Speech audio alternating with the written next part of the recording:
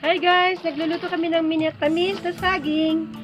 Wala kaming saba dito sa sa Japan. Ang hirap bumili ng saba.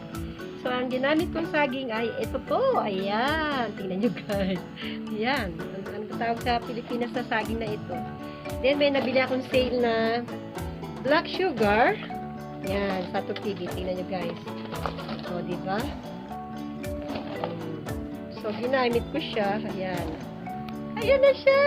Meron na tayong panghimagas. Lagyan natin ng crushed ice. Wow! So yummy! So, diba guys? Bento-bento lang. Nagluluto kasi akong biko. Woo! Umaano na siya. Yan guys! Minatamis na saging! Thanks for watching!